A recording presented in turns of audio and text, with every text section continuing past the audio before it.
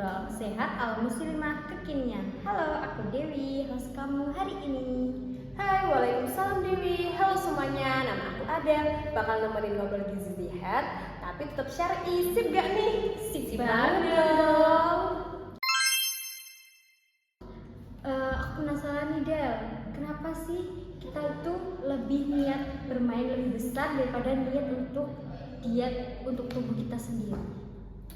Dalam Islam itu ya, segala hal itu tergantung dengan niat.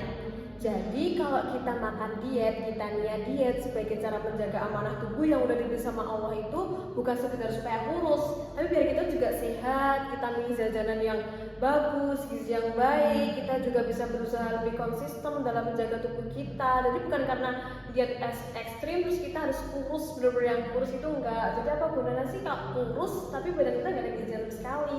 Jadi niat itu nomor satu ya teman-teman, lebih penting dari hal apapun. Jadi kalau kita nggak niat dalam diri, kita nggak bisa melakukan apapun.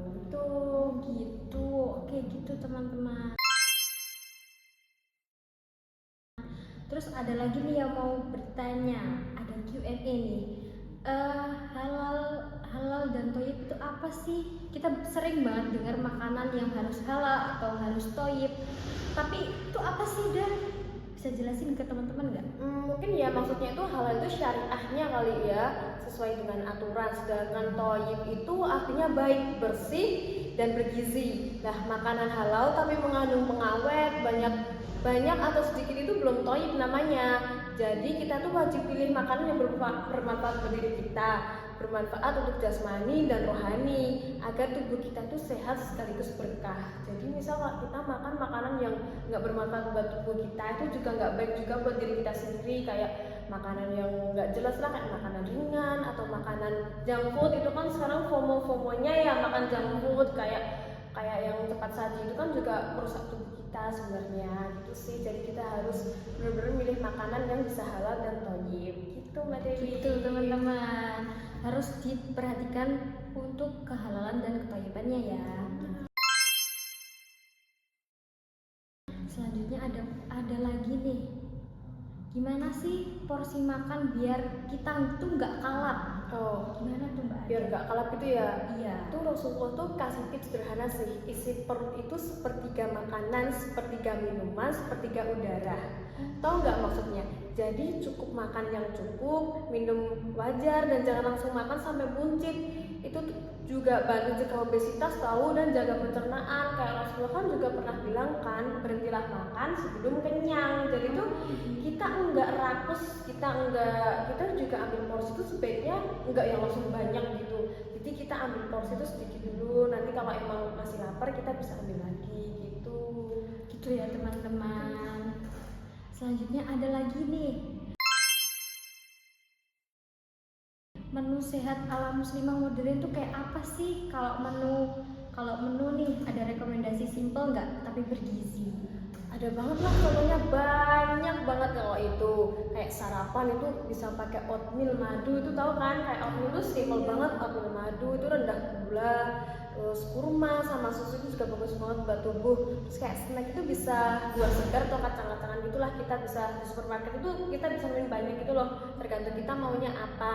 Sama makan siang atau malam itu kita bisa pakai sayur, protein, karbohidrat yang kompleks seperti nasi merah atau ubi. Jadi tuh kalau makan tuh sebenarnya kita bisa imbang ya antara karbohidrat, protein, sama lauk hewani sama lauk nabatinya itu kita harus bisa imbang. Jadi enggak yang nasi terus ayam aja, itu kan hewani tok, nggak ada nabatinya, itu juga kurang bagus sih buat kita. Nah, kita juga bisa praktik nih kayak mindful eating namanya, itu punya pelan sambil zikir biar makan tuh makin bermanfaat dan hati juga tenang. Begitu Mbak Dewi. Gitu ya teman-teman. Sangat bermanfaat sekali penjelasan dari Mbak Adel ini. Tapi ada lagi nih Mbak Adel. Puasa sunnah dan hidrasi. Puasa sunnah kayak Senin Kamis beneran bantu diet gak sih? Iya dong, puasa itu selain mendekatkan diri ke Allah, puasa itu bantu stabilkan metabolisme kita. Jadi kayak detox alami gitu, bahkan regenerasi seimun tubuh. Jadi jangan lupa juga minum cukup 8 gelas sehari minimal agar pencernaan tuh lancar dan nafsu makan tuh nggak berlebihan. Jadi kalau kita puasa itu membunuh penyakit yang ada di tubuh kita. Jadi puasa itu juga banyak manfaatnya. Kita bisa diet, kita bisa dapat pahala, kita juga bisa merubah hidup kita jadi sehat lagi gitu.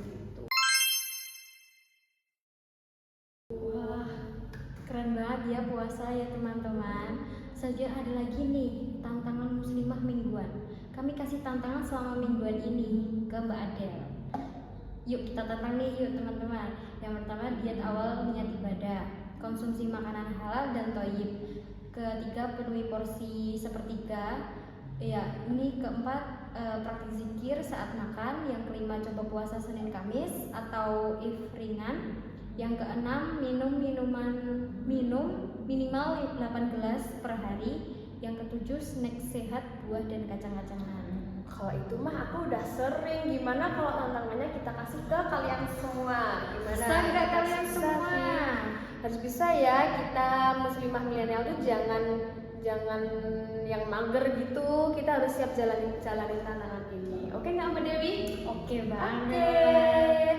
Oke, insya Allah ya kita bisa ngobrol bareng lagi. Mungkin kita bisa sharing progres kalian juga, kayak muslimah itu kayak kita bisa diet muslimah atau apapun itu ya Mbak Dewi ya. Iya. Sekian dari kami. Kalau ada salah mohon dimaafkan. Kembali lagi di podcast kami selanjutnya. Wassalamualaikum